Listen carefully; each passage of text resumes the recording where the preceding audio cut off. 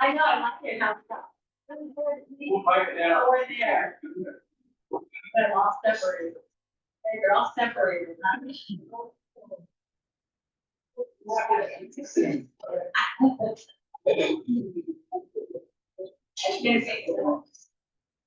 I've started it. Is it what helps? Off the house. It's the same. I don't know. You'll have to check.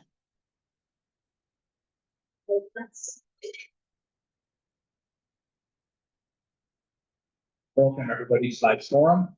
My name is John Stubbs. I'm the Felida Community Neighborhood Association president.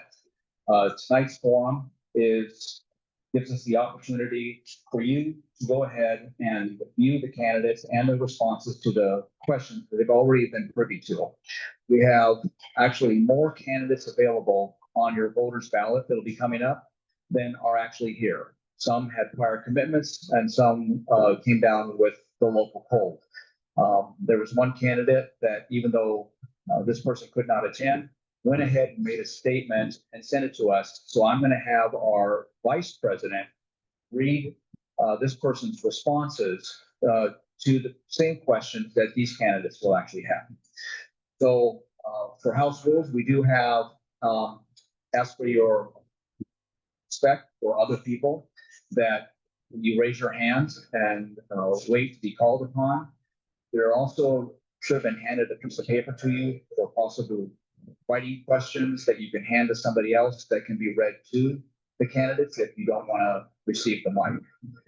There are two restrooms in the back that are available to you. We would ask that you exit this one to the right, though. We're going to take a short break halfway through for you to go up and actually meet the candidates, ask them questions one-on-one with them, and then we'll adjourn shortly thereafter. You will be given the opportunity to ask your questions. Definitely will make sure there's time for that.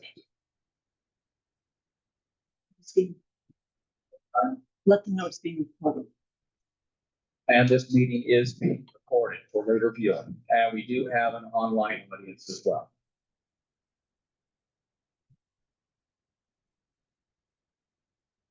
Okay, so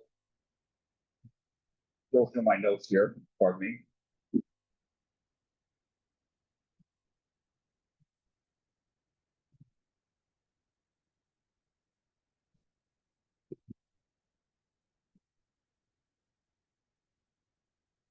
Okay, the first question we're going to go ahead and pose to John Bauer, who is absent, but Karina is going to go ahead and read his statement that he sent us earlier today. Question would be, what sections of the charter do you believe are most in need of review? For Article 7, the threshold to put an initiative on the ballot should be lowered from 10% of the number of votes cast in the last national election to at most 8%. 10% is simply too high a barrier for local initiatives to make it on the ballot. Article 6, we should adopt ranked choice voting for our county elections. Ranked choice voting, RCV, makes our elections better by allowing voters to rank candidates in order of preference. Voters won't have to worry about voting for the lesser of two evils and would be able to vote their conscience without fear of wasting their vote. County Auditor Greg Kimsey has stated he would support using a ranked choice voting system, specifically the Alaska model, which has a top 4 nonpartisan primary. If you have any questions or concerns about RCV, please ask me and I will answer.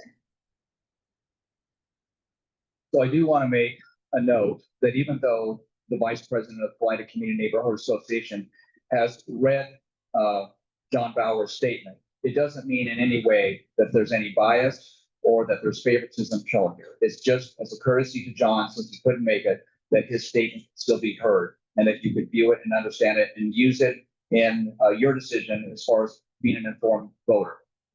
Okay, so the same question is going to be posed to our next candidate, which would be Brandon Erickson.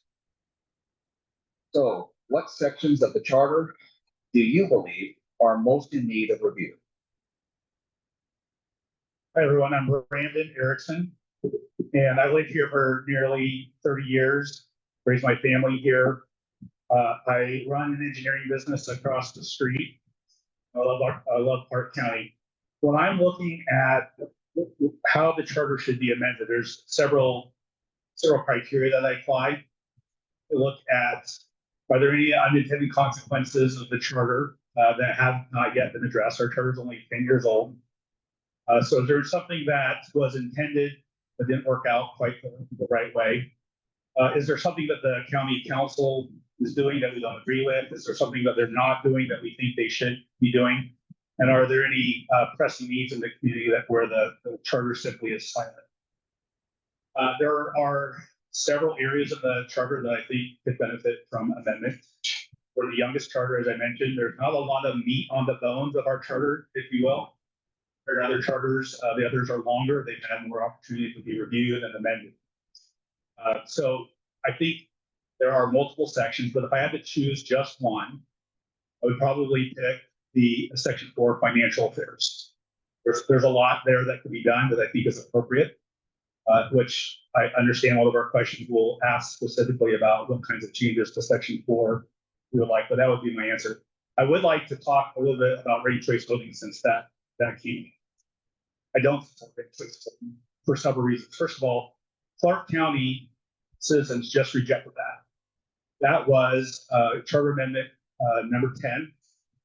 It was defeated soundly by about 60% of Clark County citizens. And furthermore, if you look at the precincts and how the precincts voted in Clark County, a precinct is essentially a small neighborhood. There are about 351 precincts in Clark County. 90% of almost 90% of the precincts in Clark County voted against ranked choice voting. As a charter review commission, there's only so much bandwidth we have. There's only so many amendments that we can propose and consider. There are way too many issues that still need to be addressed. Ranked choice voting is not one of them. Just chimed in on that just a few years ago and it didn't pass, and I don't support going back to spend time on something that Clark County has already rejected.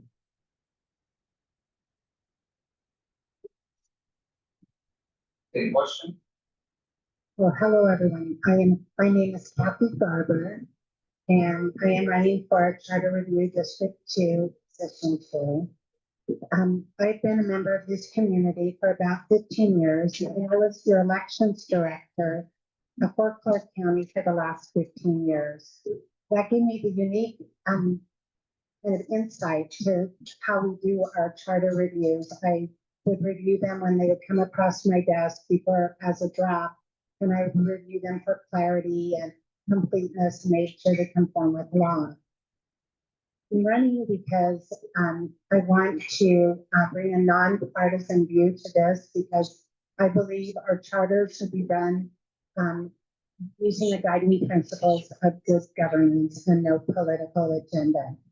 So I come to it with an open mind, wanting to listen from fellow commissioners and really get their input, listen to citizens, take that citizens' input and put it to use in this process, because without citizen input and their buy-in, it's not going to go anywhere. There are a few ideas that I have, and I'd like to go over them really quickly with you. So section 5 is about counselor compensation. Our counselors are kind of considered part-time because their wages are based on the legislators who are part-time. But as you know, this county is very complex. We need county commissioners that can work full-time with us and be here and be available for us. And I think that we need to compensate them fairly. And it also helps open up the pool of better candidates in the next election. Another thing I would like to talk about is section 7, the initiative and referendum. Ever since I decided to run, I wanted to bring that to light again. It has been on the ballot before, but I think it was too complicated. We need to just lower the percentage of signatures required from 10% to 8% based on the amount of people who voted in the last governor election. I also think we should consider giving the signature gatherers more time, an additional 30 days at the beginning of the time frame, so it doesn't affect how it needs, timing for placing it on the ballot. And another piece that I think would be wonderful and would be to allow for statistical sampling to be done on the actual signatures. This is what the Secretary of State, the state does for their initiatives. And this can be used only for the acceptance of a petition. So let's say we do statistical sampling and there's not enough good signatures, it doesn't automatically reject the petition, and that's important to know. So I'd like to have us visit that, but I want to go in with an open mind, making sure this is what we want to do and there's no downsides to it and no unintended consequences. And the other thing is Section 6. We elect our executive and legislative branches. They're considered nonpartisan, but we elect them in a partisan manner, which means that if there's only two candidates for this, let's say it's county treasurer, they would still be on the primary ballot, and those same two candidates go to the general. Well, other nonpartisan races, if there's only two candidates, they go directly to the general. I would propose amending this so they go directly to the general if there's two or less. This could save $150,000, just as one little change. And I really value being a good steward of the tax dollar, and I think that we need to look for ways that can make government more efficient. So, thank you. Okay, so the next candidate is Bob Brunels. The same question. What sections of the charter do you believe are the most in need of review? Thank you, John. Thank you for hosting this event. My name is Bob Reynolds. I am in District 2 as well, Position 2 as well, running against Kathy here. I'm a 17-year resident of Felida and was able to spend most of my career while I worked here as a risk management consultant. And we would go into companies and look at their governance documents and figure out what needs to be added to improve their risk position and their audit capabilities. And so I believe that some of those skills are going to transfer over into my position as a commissioner. Since that time, I've been an activist mostly in Olympia, a little bit in Clark County, but I've helped write bills that have been sponsored by legislators. I can understand the legalese on some of those bills. I want that skill to be able to transfer to what we're going to do on the commission. Areas of the charter I think need some of the soonest review include referendum and initiatives. I do believe, like we've heard already tonight, that some of those thresholds criteria can be dropped. I've studied the rest of the state home rule charters, and we're middling, we're competitive with the allowing the voters to access those processes, but we do have some standout areas, like the referendum process only allows 10 days in order for certain signatures to get gathered to be able to overturn an ordinance. That's 10 days is almost impossible to even get organized in that amount of time if the council does something kind of offensive. So anyway, increasing the voter voice is something I would support. I don't think ranked choice voting is a way to increase voter participation. I've seen enough as a certified election observer in Kathy's office. I've seen enough confusion with people just having to vote once. They have a lot of cleanup to do on some of these ballots. Keep it one vote, one person. Will make that process still have more integrity for the voters, and they'll be more engaged. I cannot imagine auditing a ranked choice voting ballot. It would be a mess and people wouldn't trust the audit. Another area might be more low-hanging fruit, term limits for councilors. I don't think it's a problem, hasn't been yet, but most county charters have term limits. And I think we might want to pursue that. That might be an easy ask for the voters to get involved in that. And I think that's about it for now. Okay, thank you. The next candidate will be Kim Hamlick. Same question. What sections of the charter do you believe are most in need of review? Hi, everyone. My name is Kim Hamlick. I am too running, and I know this is really confusing when you hear District 2, Position 3. But yes, you get a vote for one in each of those positions. So we are not running. Brendan and I are not running against each other, and I'm not running against those two, so I have others that I'm running against. So it's kind of confusing, and I just wanted to clarify that a little bit. Second, I want to thank everyone to be here for coming tonight and learning about the charter. The charter is another confusing obstacle that sometimes we have, but it's an important document to understand. And if you get a chance, just to glance through it so you understand what our governance is for our county. I've been here for 40 years. I've been watching I was thinking about this today. I've been watching the county council now for 6 years. And let me tell you, it's been a crazy roller coaster. I watched it. I don't know if y'all remember the redistricting stories that happened here a couple of years ago. Remember that craziness? So yes, I sat there for hours, one time 6 hours watching a council meeting as they went back and forth. I know, kind of crazy, but that's kind of what got me involved in this whole thing in the beginning. So it's important to me that we make a change so we do have good governance, but we also have good people running our county. The county is really important to me. So the two initiatives I'm going to say are positions that I look at today are, number one is going to be our fifth article. And I think that's really important because our counselors need some help. Right now, they're a part-time position, and that's okay if we want to keep them part-time. Again, this is all up to all of us. This is not up to us. We're just going to bring suggestions to you. But if we want to keep them part-time, then let's help them with some help in those part-time positions. Let's have them have some kind of a staff. And yes, that is possible in the charter. Either that or let's make them full-time and have them work full-time for us. Right now, we're getting part-time work out of our counselors. And let me tell you, you can see it when you watch a meeting. The other one would be number 7. I think, and everyone has said the same thing. The voice of the people need to be heard. And I don't know how we make that easier for all of us, but I know as a neighborhood association president, how important it is for our voices to be heard. And I know how it feels to feel like you're not being heard or being able to ask a question from our council. They work for us. They're our elected officials, and it would be nice if we could have a discussion with them. So I'm sure there's a bunch of other ones. I would love to go line by line, but we don't have enough time for that. So. Okay, so what we're going to do is, so that we're not calling on the same person to speak at the very beginning, we're going to rotate.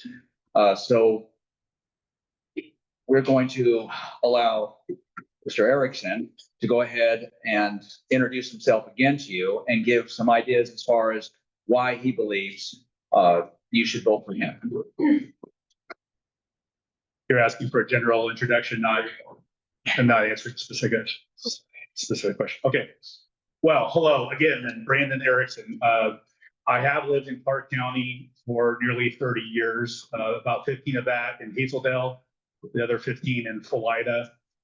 I moved here with no children. All my kids went to the Vancouver public school system, and now they're out of college. I love Clark County. You know, I've always been involved in the community. When my kids were home, that involvement looked like coaching youth sports, Cub Scouts, Boy Scouts, being involved in their school. Now that they're not living at home, I serve on the Clark County Parks Advisory Board, which I absolutely love. I'm a board member of the Hazeldale Sabin Creek Business Association. I've actually been very active here in the Felida Neighborhood Association with the Traffic Safety Subcommittee. And I'm involved in industry organizations, the Southwest Washington Contractors Association, for example. And I have an undergraduate degree in structural engineering from Brigham Young University. I have a master's degree in engineering from Stanford University. I own and operate Erickson Structural Consulting Engineers, located right across the street for 20 years. I love Clark County. I'm running because I believe that the charter affects us all, whether we're familiar with it or not. It affects us. And local politics affects us most. And this is a really important opportunity It comes up only once every 5 years. And we need to get this right. I want to be in a position where I can make a positive influence on amending the charter in ways that make practical, real changes in the day-to-day lives of Clark County citizens. And I believe that's possible. I believe I have the lived experience, the professional experience, and the community involvement to bring the perspective that is needed. I think my work as a forensic structural engineer will be of great assistance. I get in, I look at very, very complex situations. There's no answer in the back of the book. I need to go out, find the information I need, assimilate it, interpret it, match it up with what I see, figure out what's working, what's not working, propose solutions, and then be able to gain consensus. I often go to court and testify as an expert witness, and those are adversarial environments. But I've learned how to handle those situations calmly, work with others who don't see things the same way. I believe that I can be in the room with 14 other commissioners and work together, even if we don't see things the same way. So that's a little bit about me and why I'm running. Thank you. Okay, so our next candidate, Kathy Garber, is going to go ahead and introduce herself again and reasons why she would like your vote. Well, thank you. Again, my name's Kathy Garber. I wanted to let you know, so I've been in the county for 15 years, but I have done public service for the last 40 years, with the last 25 years being in elections and the last 15 as your elections director. And while I was elections director, I did deal with the charter, but more importantly, I dealt with people from diverse backgrounds with diverse opinions and was able to do things in a nonpartisan manner so people felt respected and felt comfortable around me. And I want to bring that to this commission. I want to go in with an open mind and really hear from other people. The charter, it's really important to be a structure. It's to be it's to be done with the guidelines of good governance. A lot of people will talk about all the things they want to do to the charter, but we need to make sure that we don't make the charter so restrictive that our elected officials are not able to do their job. So I think that my priorities, they are straightforward: to go in with an open mind, work with and collaborate with other commission members, gather citizen input, and then propose common sense charter amendments that are written in plain language that enhance the efficiency and effectiveness and streamline good government for the benefit of the citizens. I offer my time, my knowledge, and commitment to this. I am retired now, and I would love to be part of this. Thank you. Good. Thank you. Our next candidate, Bob Burnell, is going to go ahead and introduce himself again and a reason why you should vote for him. Thank you. Bob Runnels, and we've been in Felida for 17 years now. We moved here after looking across the entire West for a great location, great access to the outdoors, good schools. This area really won over, and so I love this area, and I want to make sure that I'm contributing to it as best I can. This is the first time I've run for a competitive political elected office, and I'm thinking that I mentioned this before, but my work experience working for large organizations, lots of government, commercial companies, billion-dollar plus projects, and looking at their governance processes, their ways of operating, their policies, I believe that skill is going to transfer directly into what we're going to do with the charter. And again, in the last 6 years, though, I've been retired. I was lucky enough to retire early and worked as an activist, volunteered as an activist, and I was offended or excited by some things that were being done in Olympia. So I would go and support or oppose bills, work with legislators, interact with them, understand the stakeholder issues at play, and basically debate on a one-on-one basis and do a lot of public testimony to get change, to make sure that facts went on the record. Again, that skill I think is going to transfer well into a civil discourse, a civil debate inside the commission. And I look to bring my skills for that. And you can leave it at that. All right. Thank you. Our next candidate, Kim Hamlick, is going to introduce herself again and give reasons why she would like your vote. Again, my name is Kim Hamlick. I'm running for position 3 in this District 2 here. A little bit of background about me. I'm a mom of 4. Did a lot of volunteering. You know how that goes. Matter of fact, we had this discussion on how busy we are when we're raising our kids. And I thought, oh, they're all off and off to college, and now it's time to have some fun and enjoy life. But I got myself into this government thing, and somehow here I am today. It started about 6 years ago, and my neighborhood was fighting, or not fighting. I don't even want to say that, that's not the right word, but we were frustrated with a subdivision coming in, taking out 15 acres in front of us of the trees and adding one of the first cottage neighborhoods in our area. And that's really what got me started looking at the government and the county and how is it ran and how do they look at infrastructure and how do we deal with these things that affect all of us day by day. I mean, at the traffic, everything. So I really dug in deep with my neighbors to learn more. And the more I learned, the more I wanted to be involved.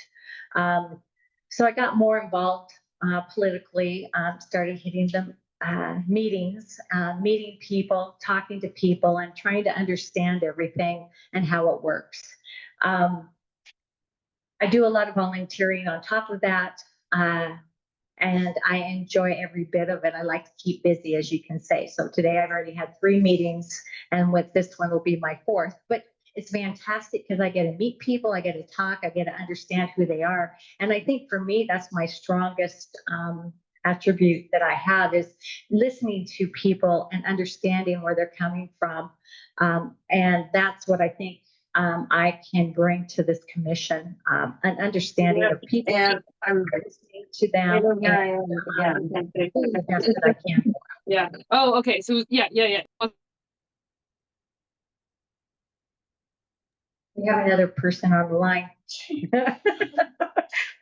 And anyway, that's everything I have to say. So I'm sure I'll get to introduce myself more and tell you more about me. So Thank you very much. Okay, so what we want to point out to the residents, people that are present, as well as the people online, is that on your ballot, unless something changes, there's going to be 2 individuals running for position 1. There's going to be 3 people running for position 2, as well as 3 people running for position 3. So the only people that are up here today that are competing against each other would be these 2 right here in the middle. But we passed out a piece of paper for you that gives you the option to jot some notes down, circle some names, but we wanted to make sure that it was presented in a way that didn't show any bias, that it was strictly informational for you. So does anybody from the audience have any questions right now for the candidates? Are there any online questions at this time?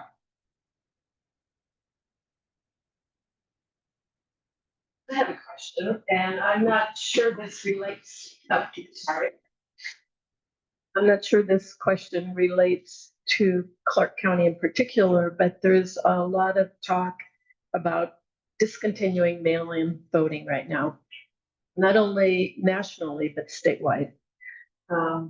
So this is something I'm concerned about, and I'm wondering how you feel. I would love to answer that question. Okay, so the question again was about mail-in ballots? Mail-in voting. Mail-in voting, okay. I know that we have heard that there might be an executive order written to get rid of the vote by mail. But you need to remember that elections are run by the state.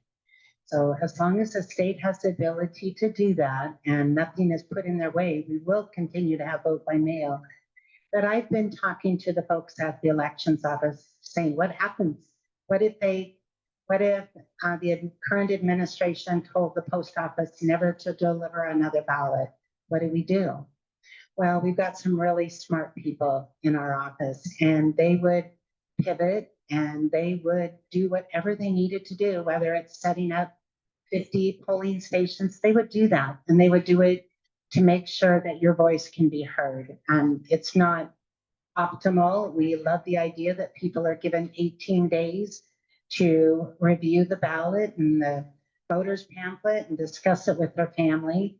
But if we have to go backwards, we can do that. We are resourceful and we can take care of this. So I'm really proud of the elections office, and I think that they can handle anything that comes their way.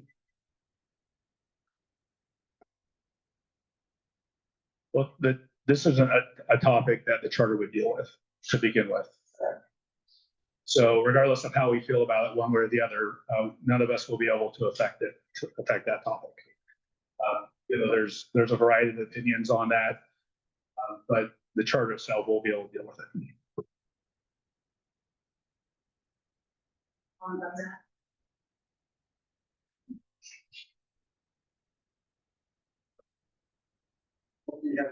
Nothing contrary to statements, the former election.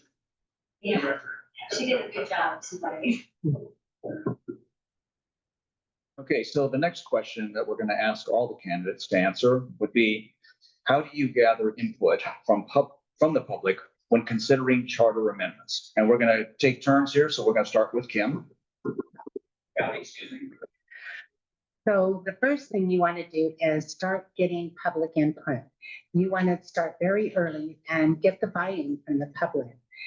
And here in 2025, we are so lucky because we have so many options to gather input, whether it's the traditional way of having meetings, set location, set times. Of course, they all have to be noticed in the paper, but we could kind of think out of the box, maybe have pop-up events at libraries, schools, parks to get the message out. We could, and then as opposed to traditional type meetings, we have digital tools available to us. We can do things like a dedicated website, social media. We could have an email. We could do an online survey to get input from citizens. We could have all of our meetings as Zoom meetings. So people won't have any kind of barrier as far as transportation to be able to attend the meetings. And I think it's also important to record the past meetings. This information needs to be made available to citizens so they follow along with us in our thought process of what we're going to do and place in front of voters. I also think that we can do a kind of a loop back, and when people provide us input, provide it and let them know how we've been able to use that information. I think it's really important. The whole process is really important to get citizens in it. And I think the most important piece is when you gather input from citizens, that you actually utilize it, incorporate that into the ideas, because we're a community. It's the entire county. It's not just the commission. It's not any political party. It is good for good governance and to make our charter stronger. Thank you. Thank you, Kathy. So the same question is going to be posed to Bob. And how do you gather input from the public when considering charter amendments? Well, the first part of this equation is education for the community. And I think that they need to know more about the charter. It's not that long a document, 28, 29 pages. So it's easy to read if anybody wants to get involved in that. And that education piece will then eventually elicit their ideas, I believe. I also would strongly advocate that we work pretty closely, not just with the public, but with all those people in office currently. Whether it's the executive branch, I wish we would have access to them. I would like to do a complete review of all the stakeholders to find out what the sticking points are, what are the issues that need to be resolved. I think that their live fire experience will also yield us some ideas, but then taking those ideas and bringing those out back to the people and then socializing those, part of that change management process and getting people engaged. I still think, for instance, that the one measure where we were lowering, amendment was to lower the threshold for signatures for petition. I don't think that was clearly communicated. I think people were a little afraid of it, didn't know what that meant. It could have, whatever it was going to cut one way or the other, partisan wise, who knew? But again, I think that clear communication, once those ideas are put together, can then generate further discussion. I don't know if we can Kathy had some great ideas in terms of outreach, but I would definitely be for more engagement, more outreach, open. I'd have an open door policy. Anybody in my precinct, my district, can come and chat with me, and we'll start the education process, or we'll debate some of the issues right there. All right. That's how I'd wrap that up. All right. Thank you very much. Same question to Kim. How do you gather input from the public and when considering charter amendments? Well, I would do everything that these guys said, but plus more, and that would be talking to my neighbors. Honestly, I think getting out and talking to people in the grocery store, ask them how they feel about things.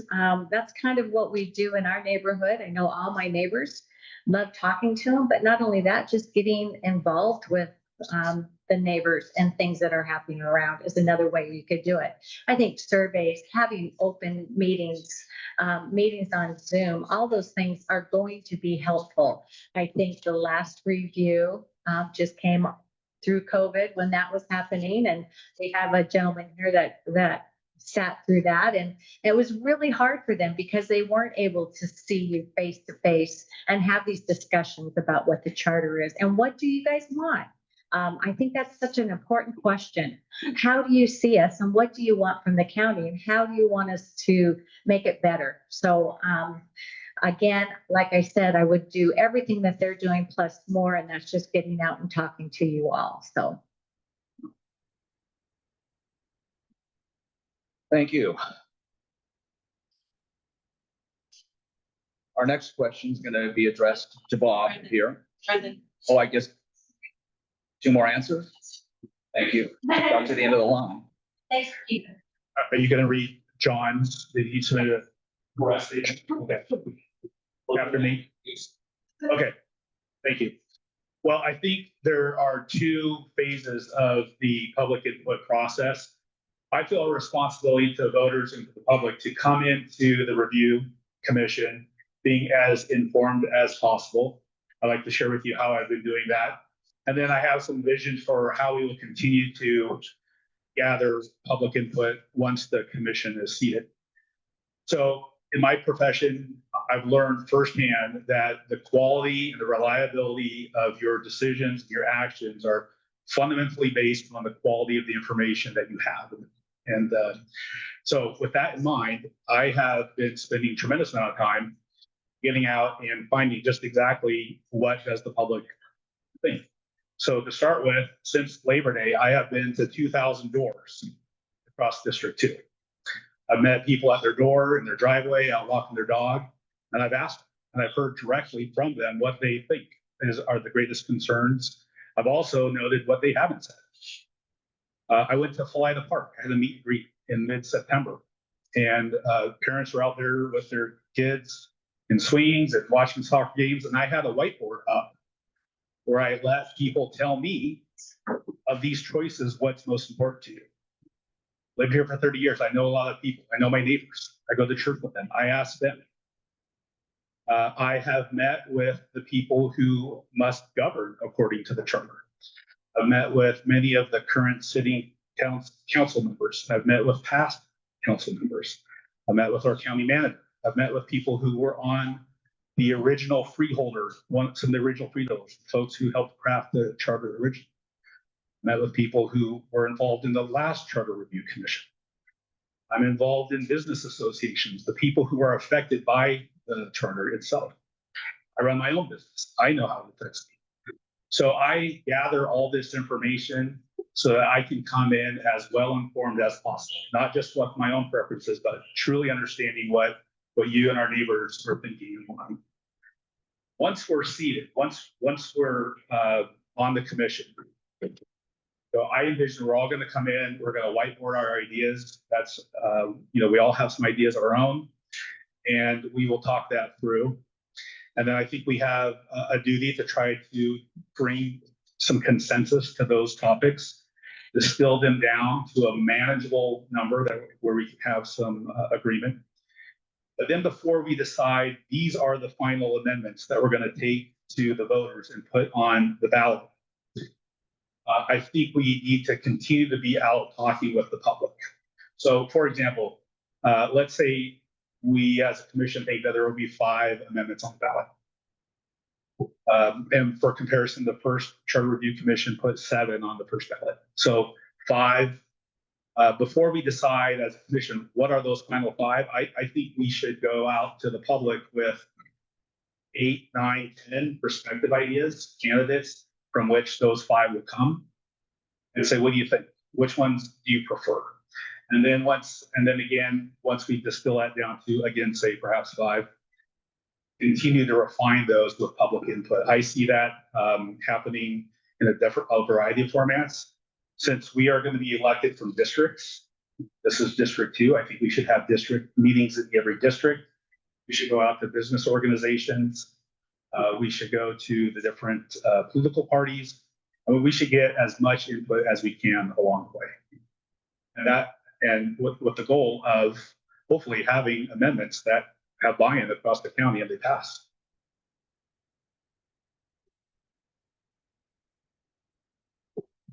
We had a few folks join us here in the room, so I just want to give a quick reminder. My name is Karina Stubbs, and I am the Vice President of the Felida Community Neighborhood Association. Although I am not a representative of John Bauer, this evening I will be narrating the answers to the questions this evening. Bauer's answer to question 2 is, we don't have access to polling, which would be the most accurate way to gather information about the public's interests. Without polling, one good way to gather data is to host forums like this one, where constituents can ask questions and challenge candidates. However, it is important to keep in mind that these forums attract only those who are already engaged in local politics and leave out the vast majority of registered voters. Candidates should also keep track of letters to the editor in our local papers and see what issues they're talking about.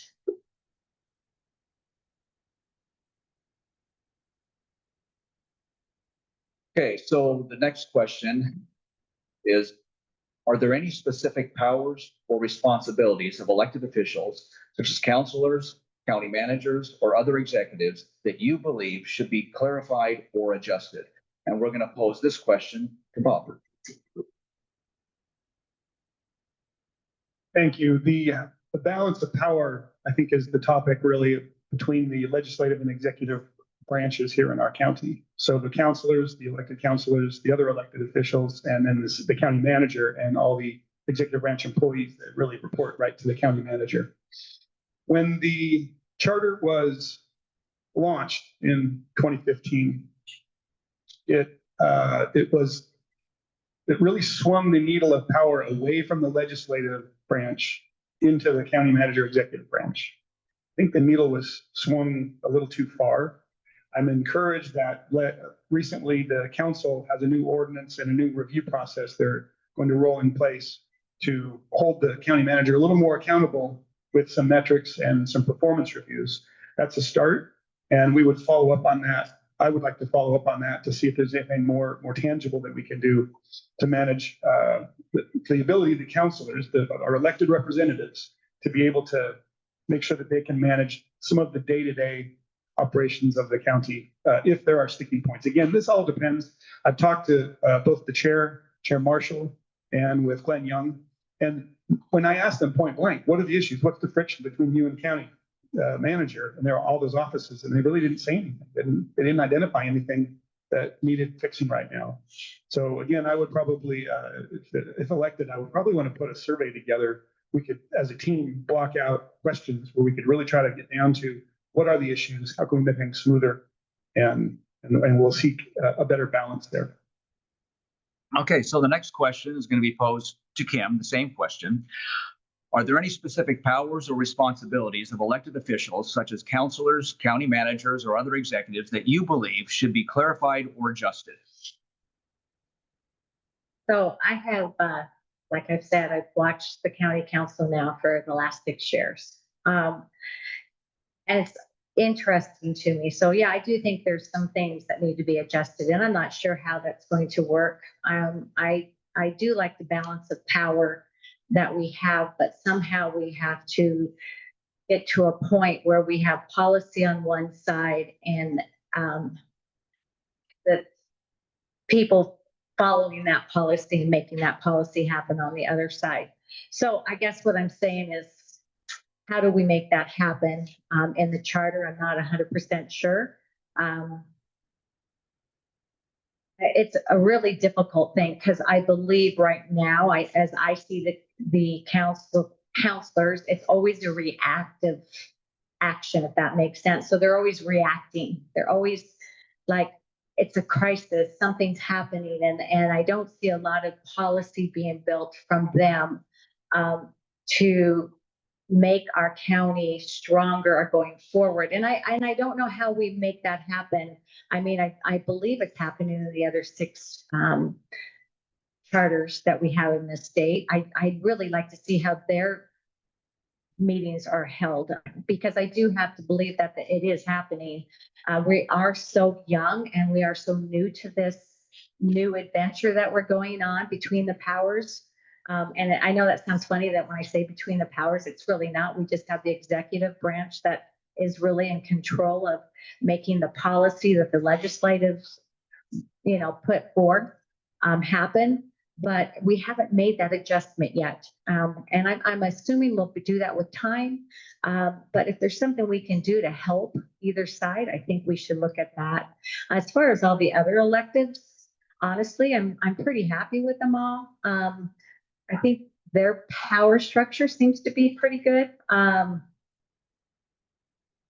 guess that's where I'm at with that. But I really would like to see, like I said, watching for 6 years now, just instead of a reactive council, I'd like to see some positive policy come out of there that we can see a difference here in our community. So.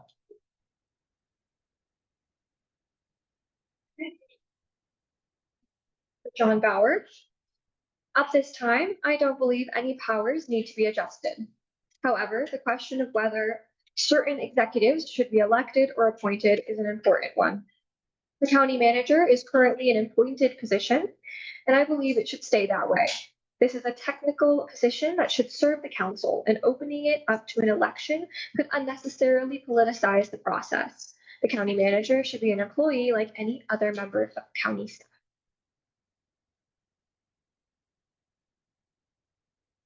The same question to Brandon Erickson, and that is, are there any specific powers or responsibilities of the elected officials, such as councilors, county managers, or other executives, that you believe should be clarified or adjusted?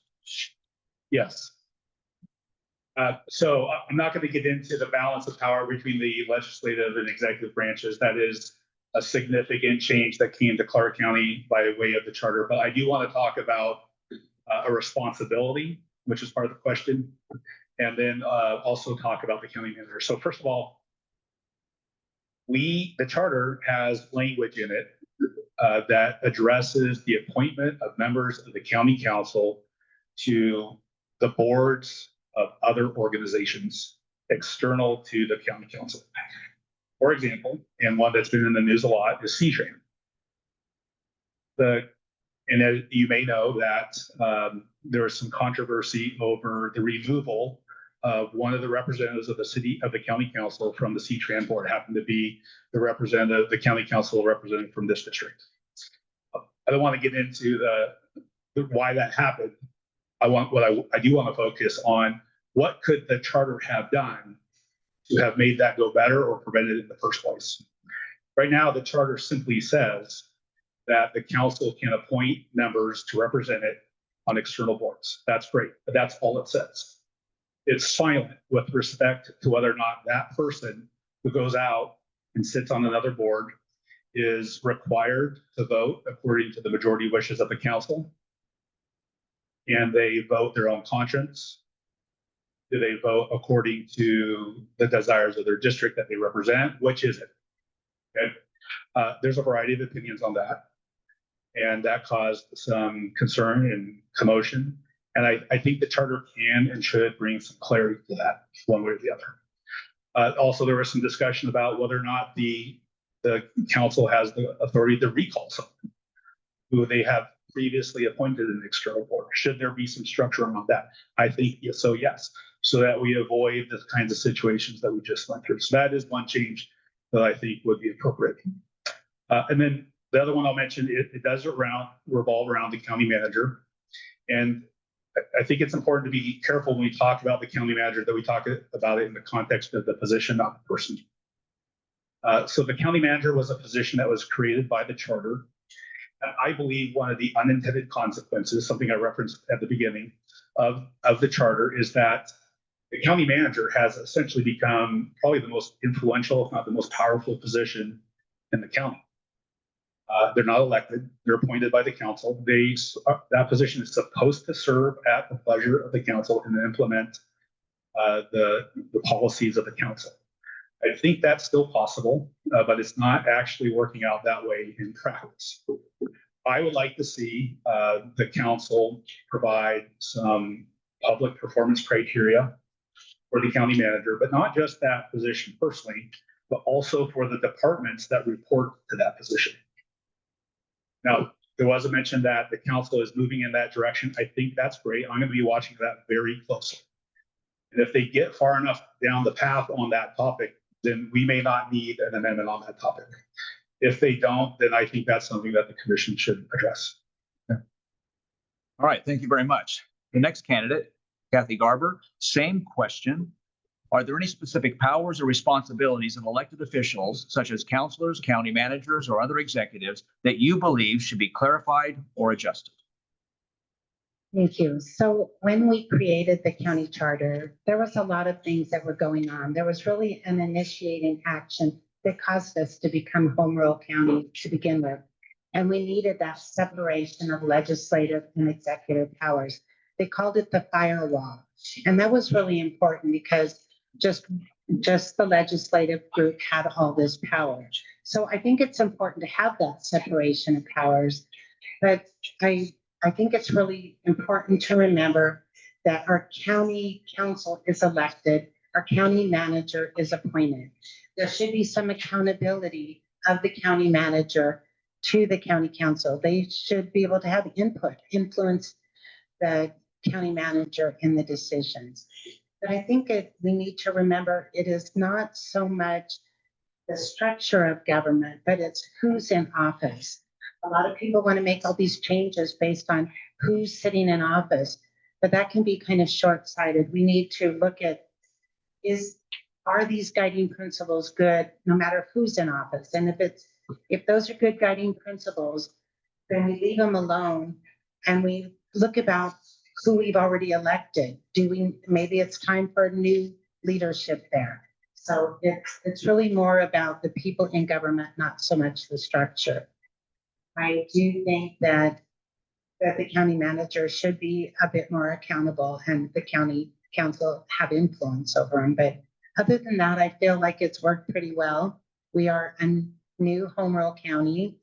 We can continue to tweak things as long as we do it in the spirit of good governance and not change it around so people aren't able to even do their job.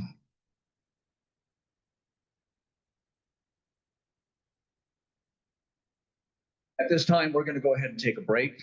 I would like to let people know that are viewing this online. If you have any questions, please start entering those questions now so that during the break, we can go ahead and review them and then pose those questions to the candidates.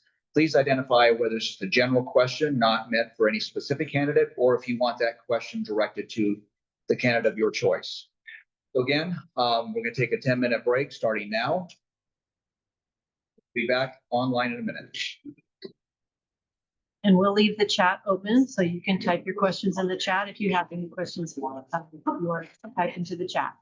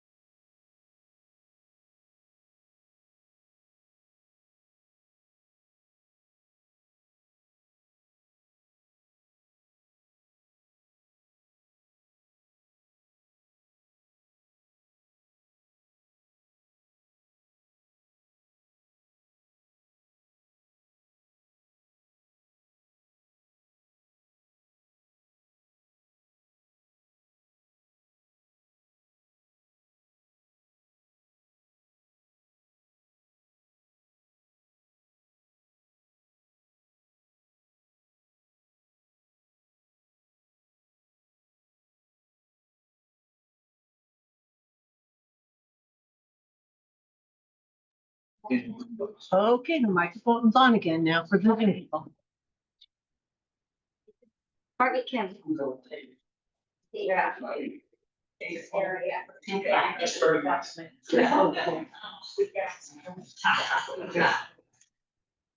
Welcome back. Tonight's forum. We have 4 candidates up here running for the Clark County Charter Review Commission.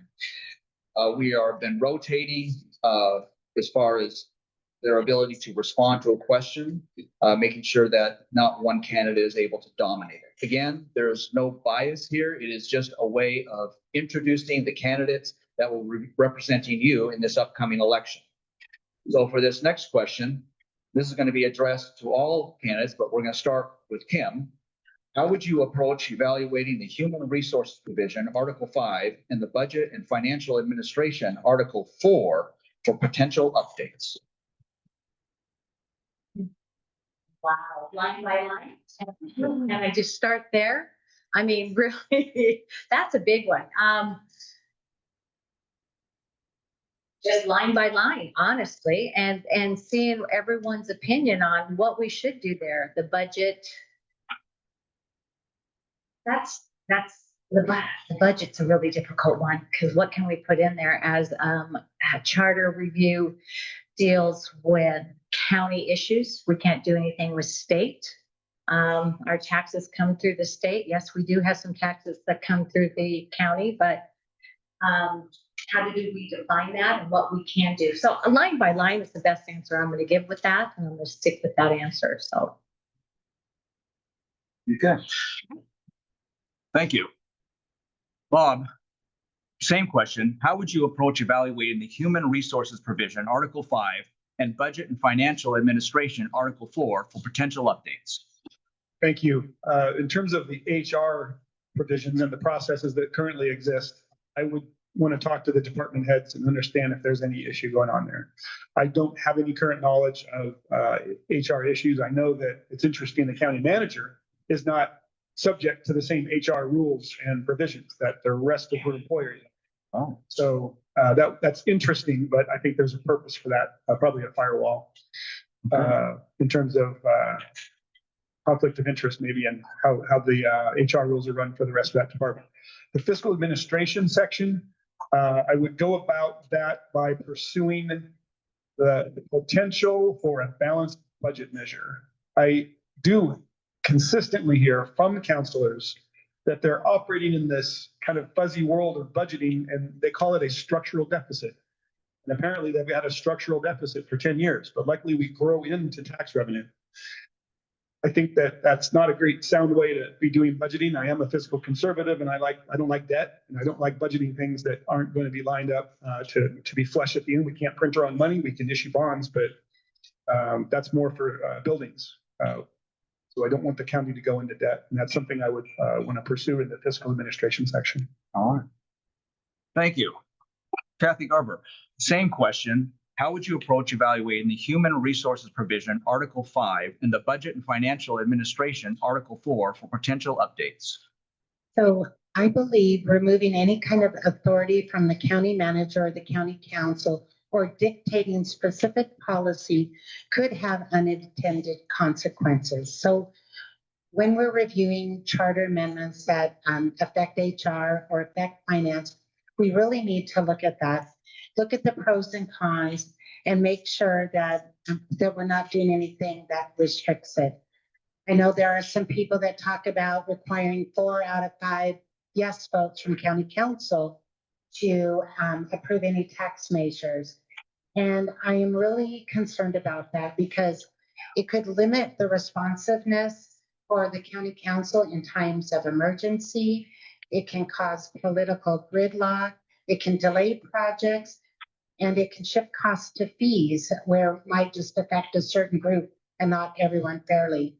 So I think we need to remember what we can and we can't do in a charter. The charter is, this might sound funny, but it's not a catch-all. It's not like our junk drawer in our kitchen. It's more like the frame of our house. So we need to keep it broad enough so we can let the people that we elect do their job. And I do welcome looking at every line and seeing what we can do, but keeping good governance in mind when we're doing that. Brandon Erickson, the same question. How would you approach evaluating the human resources provision, Article 5, and the budget and financial administration, Article 4, for potential updates? Well, Article 5 includes a designation for what the county councilors are paid. And it's tied to the salary of our state legislatures. And it specifically says that the state legislatures are part-time and there's provisions for how their salary would be adjusted if it ever moves to full-time. What that implies and what some people interpret is that our county council is a part-time job. And as a result, 4 out of the 5 of our current county councilors also have full-time jobs in addition to their county responsibilities. So I agree with the folks up here about moving them to full-time. I think there's a lot of benefits to that. Our county is becoming increasingly complex. You can draw a larger candidate pool, more people could make themselves available. But I would like to see that paired with term limits. We make that position more attractive. We bring in good people. We want them to be there, be able to have their say, make an influence. We don't want them to camp out and make it a career. So I would like to see those two things paired. As far as the finances go, we have examples. We have 6 other examples in the state as to what charters can do. We are the 7th charter. And so we do have precedent in the state. What can be done is held up to scrutiny, legal scrutiny. Pierce County does do exactly what some others have suggested. It does set a higher threshold for new taxes. If we want to do that, we could do that here. That does not interfere with the structural framework intended for the charter. I also think a balanced budget requirement is appropriate. Now, state law requires the county to have a balanced budget. The question becomes, how do you get that balance? What constitutes a balanced budget? And lately, the last several years, the county has been doing that by using reserves. It's been growing. In 24, it was about 3.5% of the county budget came from reserves. Last year is almost 8%. That is not a good trend. We are heading in a bad direction. So I would like to see a balanced budget requirement where recurring expenses match recurring revenue. And if we're going to dip into reserves, then there's got to be a special need for it, one-time expenses, and with justification from the county manager. Families and businesses operate the same way. The county should as well. Okay, thank you. Now, John Bauer couldn't make it today, but he did send his response to the same question. And that question again is, how would you approach evaluating the human resources provision, Article 5, and the budget financial administration, Article 4, for potential updates? Evaluating Article 5 will require analysis of the human resources policies of every executive department in discussion with county staff. I have heard from multiple people over the last few months that the county's HR policies should be standardized for each department, instead of each department having its own HR policies. For Article 4, I must admit I am not versed in personally crafting a government budget, let alone setting up a budget process itself. I would consult with my fellow commissioners and county staff before making any decisions. Any policy addressing it must be crafted with consultation from a multitude of experts, staff, and of course, our constituents themselves. It is their money after all. I'm going to have you stand right there, and I'm going to have the audience listen to John Bauer's response to the next question first. So this next question would be, what do you see as the most pressing issue for your district right now? The most pressing issue for my district is disconnection from local politics. Voter turnout is low and engagement with the issues is even lower. I think RCV and lowering the initiative threshold would do well to improve both of those issues. I am also more than willing to hear about potential solutions from my fellow candidates. Okay, thank you. This next question, is there a candidate that wants to go first? A particular one? Okay, we're going to go with Brandon Erickson then. This next question is, What's the pressing issue? what do you see as the most pressing issue for your district right now? Well, it's not my opinion. It's the opinion of our neighbors. Because as I mentioned, I have been out talking to literally thousands of them, and there is a very, very clear consensus. It's public safety, hands down. There is no other issue that even comes close. It's public safety. I even had an incident last week where I dropped off one of my flyers. Folks weren't at home. I kept going, and a gentleman came out of his house, literally running, yelling to me, "Are you Brandon Erickson? Did you just drop this off?" I said, "Yes, I am." He had seen on the back of my flyer that I was endorsed by Sheriff Forge, and that public safety is one of my priorities. And he came and said, please, if you are elected, please make this a priority. Do whatever is possible within the framework of the charter. I hear that over and over and over. When I went to Felida Park, again, I had the whiteboard up. I gave them 3 choices. Public safety, converting the clerk from elected to appointed, which is a topic that's been in the news, or ranked choice voting. Which of these 3 are most important? 100%, everyone. Public safety. That's in Felida, a relatively safe area. Public safety is number 1. How does the charter deal with this? Well, I believe we have an example in the state constitution. The state constitution says that the paramount duty of the state is the public education of the children within its borders. Okay, that's framework. It's guiding language to the state legislature. It gives them overall priorities as they're crafting the state budget. I believe here at the local level that we can have similar language in the charter that identifies public safety as a paramount duty as Clark County and guide the county council and as they craft the budget. That does not dictate a certain percentage. It doesn't dictate a head count, doesn't dictate certain dollars. It gives them guidance. That's very well within the framework intent of the charter. Very consistent with what District 2 residents are telling me. And there is precedent for doing that. Thank you. Kathy Garber, same question. What do you see as the most pressing issue for your district right now?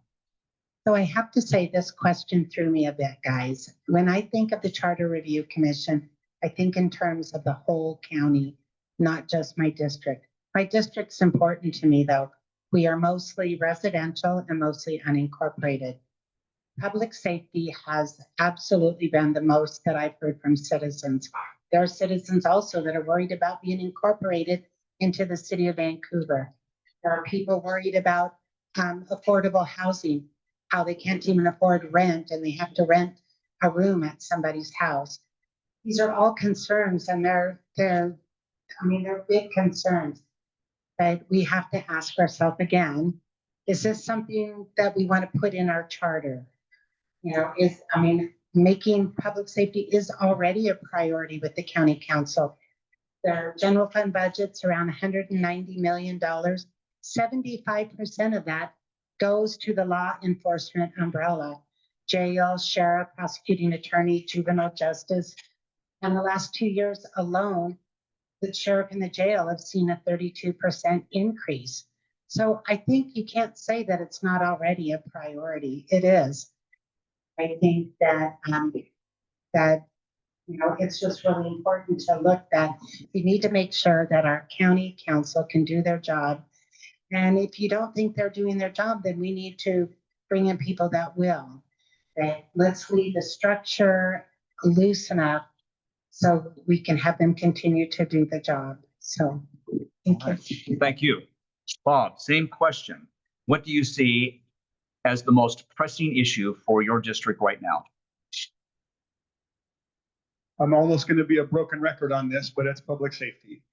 And that is the thing that comes up in most conversations. People don't know what the charter can do about that, because it's a framework document, it's a governance document, doesn't get into specifics of day-to-day operations in the county. But if the county council or the sheriff's office are in a battle here and they can't get anything done, it might be time for the charter to do something about that. And I do believe there have been precedents in other states, maybe not in our jurisdictions in Washington, but there are other states that have home rule charters that have specified levels of funding for law enforcement. And that's one thing that we're really short on, that we're getting a little concerned about now. We have the lowest sheriff, the lowest deputy sheriff to citizen ratio in the state, and our state is the lowest law officer ratio to citizen in the country. It's something bad that's waiting to happen, and I think we need to address it somehow. Thank you. Okay, thank you. Kim, same question. What do you see as the most pressing issue for your district right now? Right. I am a president of a neighborhood association, and the number one priority that I hear all the time too is public safety. I think that's just number one for most people. And public safety is a lot of different things. So, and I'm not sure what the charter can do about that, but I do hear it all the time about that. I think that what we need to look at honestly is making the charter as strong as we can, so we can maybe make our council stronger and able to do something about public safety. I am not sure we're going to be able to do it in the charter, and I hate to say that to all my neighbors. If we can, that's fantastic. I don't mind looking at that option, but if we can't, then we can't. So then what can we do if we can't do that? Is maybe make something stronger for our council to do something and have more leverage on that subject. So again, I'm like everybody else, and I agree with Kathy. I think we have a lot of issues. Affordable housing is another big issue. So that's what I have to say about that one. Okay, thank you. Kathy, if we could pass the microphone to Kathy. Kathy, we're going to pose the following question to you, and that is, how can you, as an elected official for the charter review, make the charter more accessible for an average person? So one thing that I would do when I would review charter amendments, I would look at the language. Is it clear and simple? Is it plain language? Are they long sentences or shortened sentences? And I think to make it more accessible to the citizens, we have to realize that we have a diverse audience out there.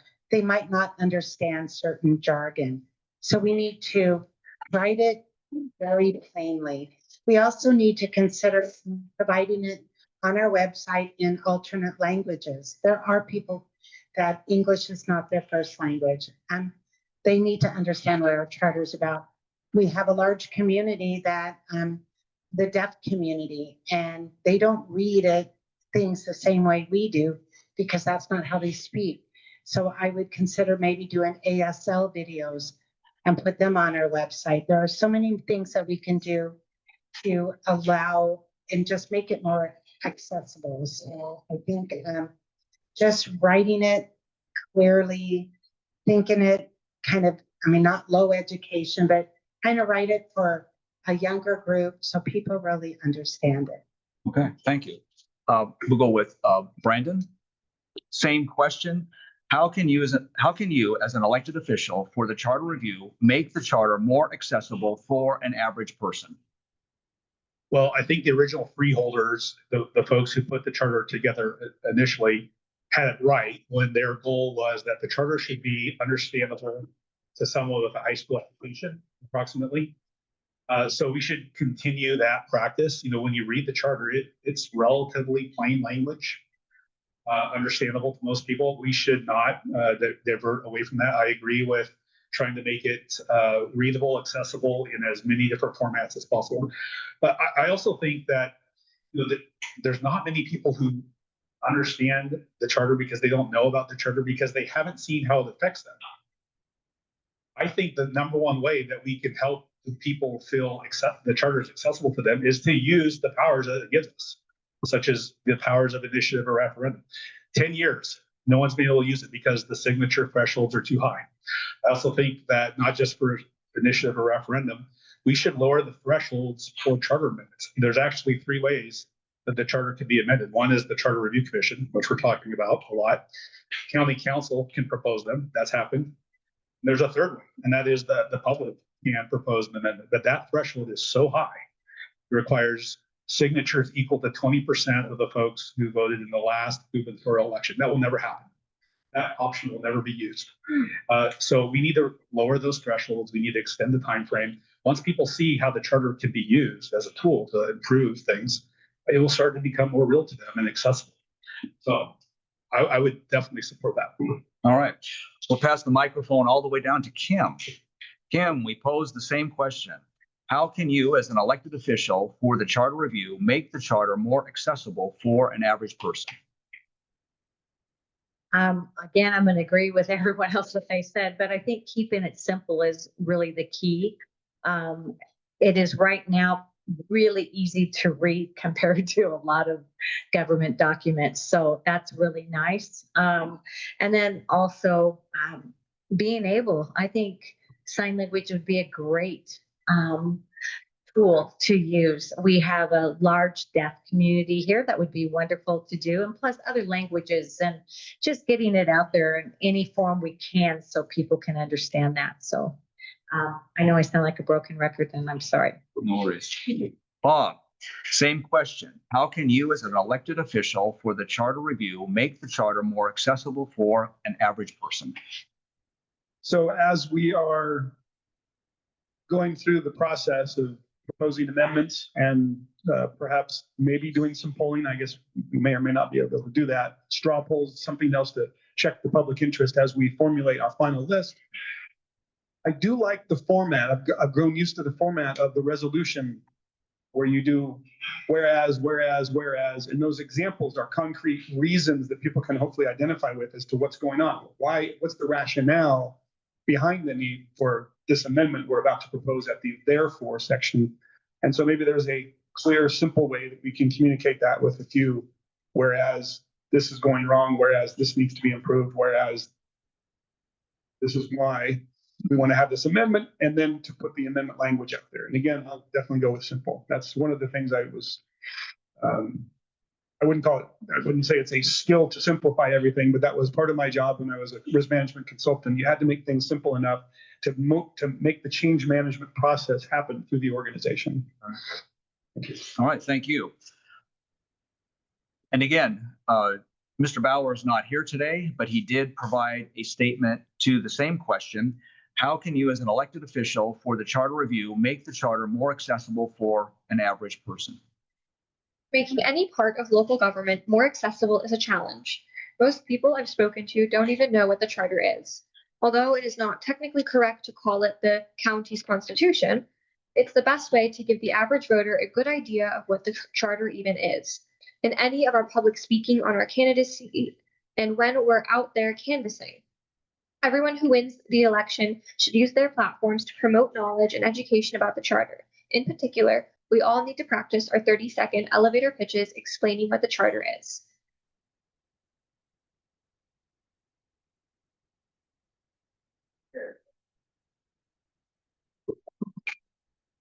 So at this time, we are going to take some questions from our online audience. Marilee McCall will go ahead and read aloud, whether it's to the candidate, a specific candidate, or just open for any candidate to go ahead and comment on.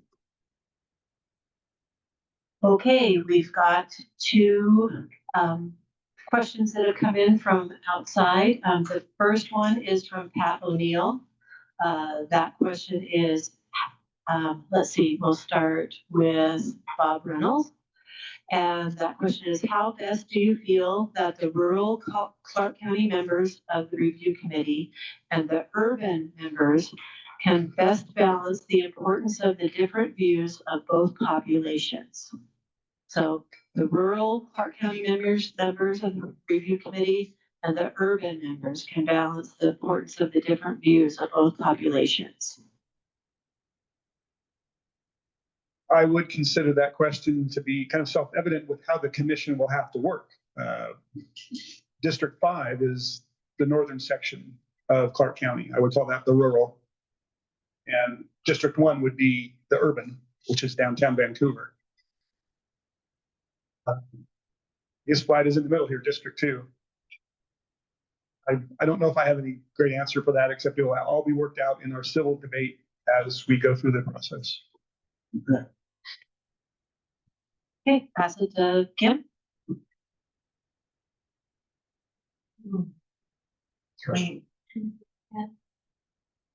I'll do you want me to read it again? Yeah.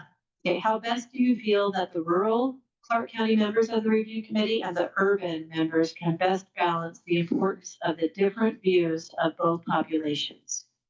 Well, both of them deal with different things. I agree, but we all agree that we probably deal with the same at the same time. So for me, I think just listening to each other. And I agree with Bob, we have very rural up in the District 5, where we have real urban, and District 1, and I would even say 4 with Camas. Now we have a mixture if you really think about it. You got Camas that's got a little urban and a little rural. I mean, even we are a little urban and rural here in two. So I think we understand both those issues. I mean, I do, just by talking to people, because we all live in different areas.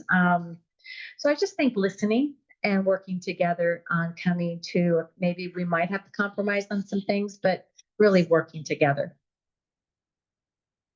Okay, want to pass it down? Do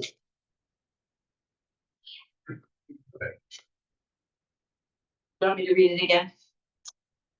How best do you feel that the rural Clark County members of the review committee and the urban members can best balance the importance of the different views of both populations?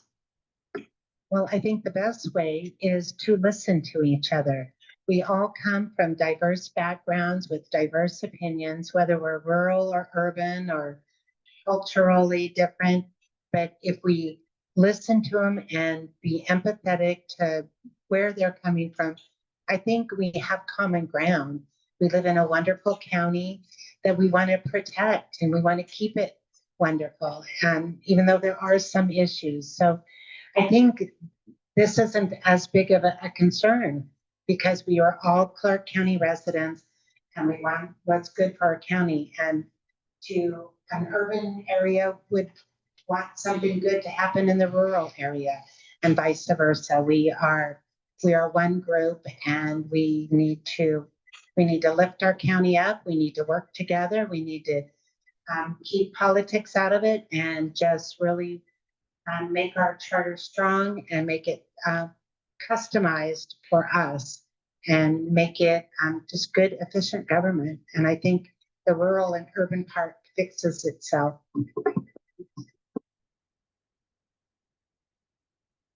Did you want me to read it again, or? Sure, why not?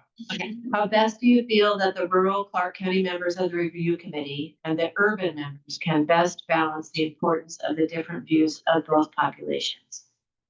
Well, this is a great question. I think it's actually great that we have representatives coming from across the county.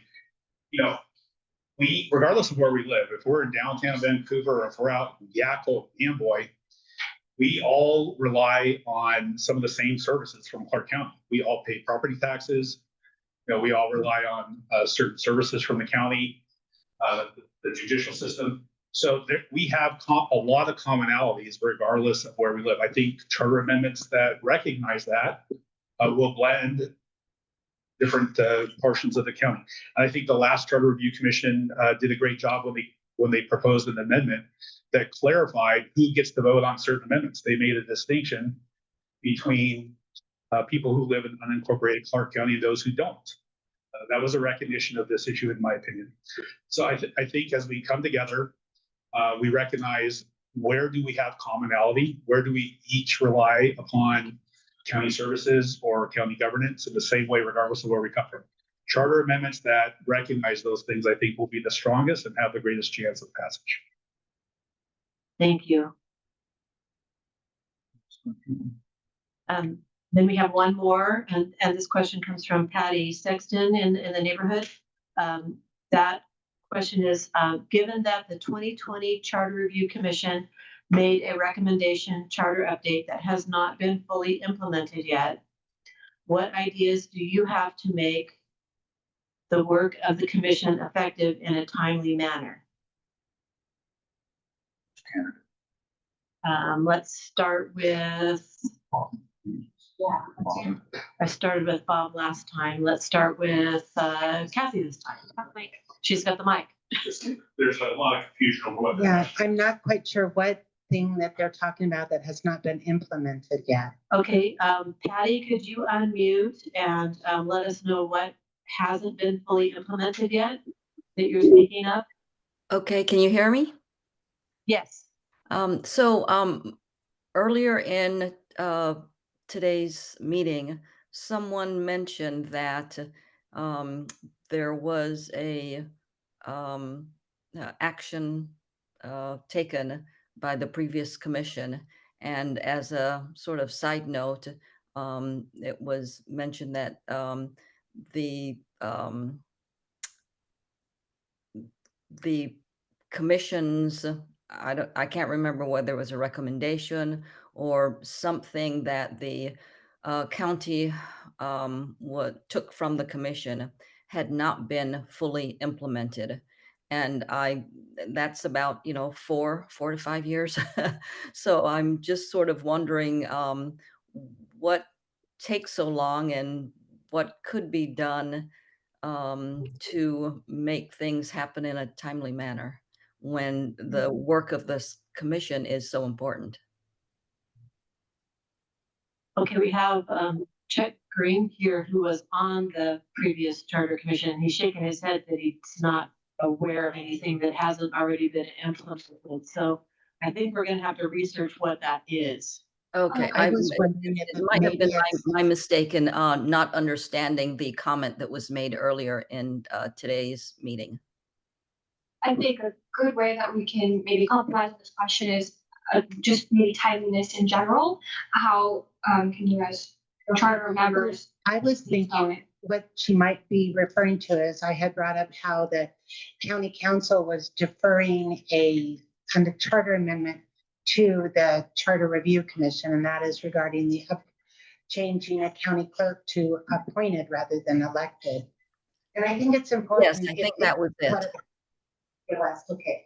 I think it's important that we spend the necessary time that we need to, whether it's a meeting once a week, maybe subcommittees throughout the week, so we get it done. This is a position, it's unpaid, but it is a group of committed people that are doing government work for you and trying to pass laws that make it better. So I think leaving anything behind for the next year, I mean, we have a 2-year term, but I think you want to come up with all your great ideas, winnow them down, and put enough on there so that people can make informed decisions. Thank you.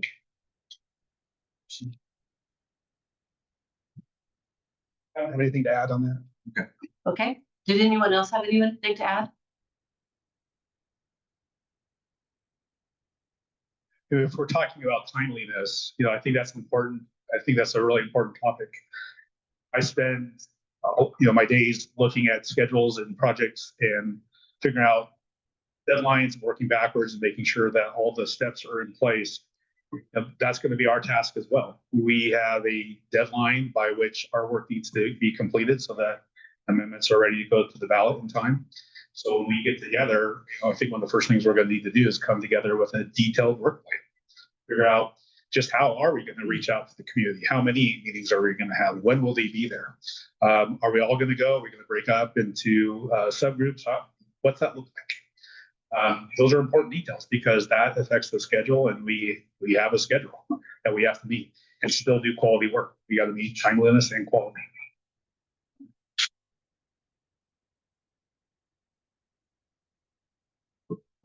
Okay, that's going to go ahead and conclude tonight's forum. We are going to ask that the candidates stay here for a little bit and give one last, basically 1 minute closing remarks as far as why they feel they deserve your vote and one chance to convince you to vote for them. Well, thank you again for being here and your commitment to this process. I believe I bring a lot of background that is perfectly tailored to what the Charter Review Commission requires. I've spent a career looking at details, complex situations, assimilating information, being able to interpret it, and then go out and craft solutions in a group environment, build consensus, and be able to explain that, sometimes technical issues in layman's terms.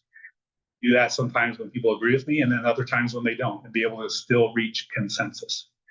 That is going to be a critical skill that members of the Charter Review Commission need to have. We need to work together. We're not always going to agree. That's healthy, actually. I think we'll have better amendments by that, but we do need to work together. I believe I can be that person.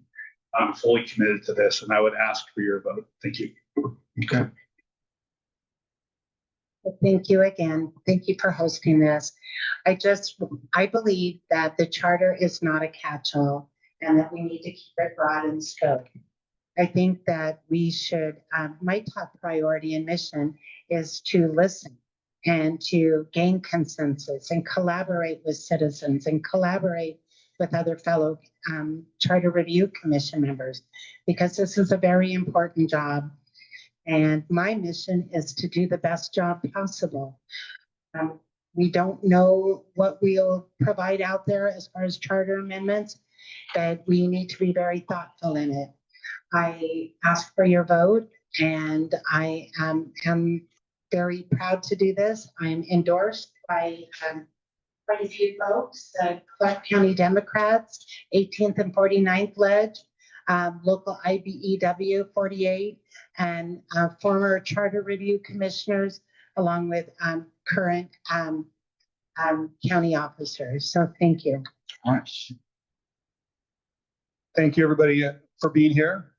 Please vote for Bob Runnels. I believe I'm going to be able to bring some skill from my past work experience, where I work with large customers across a broad swath, many different industries, oil and gas, energy, government, aerospace, and looking at their governance documents and helping them employ changes and to be able to implement changes in their business processes. This is going to be very similar work, and I was successful with that. I'd like to be successful here in the county. Thank you. All right.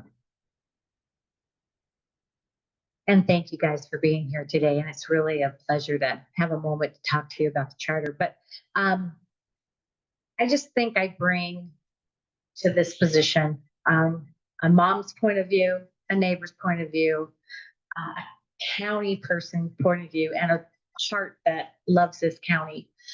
It's important to me. Our governance is important to me. Like I said, I have been watching the county council for many years now. I don't know how I got this bug, but somehow I did. And I have to say, I enjoy it. I wanted to make it the best we can be. And I want everyone to understand who community development is, who community planning is. I think it's important for our growth. Oh, and please vote for me. Thank you. On behalf of the Felida Community Neighborhood Association, I want to thank everybody that has come in person in attendance and those that are participating online. And again, I would like to have you give applause for the candidates, people that are actually active in the community they are members of.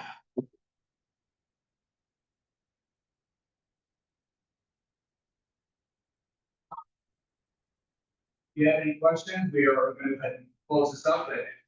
Candidates are here. Go ahead and ask your questions, introduce yourselves. We haven't done so already. Thank you all for attending. I'm going to close out the Zoom meeting now. We appreciate you signing on. Thank you. Sure.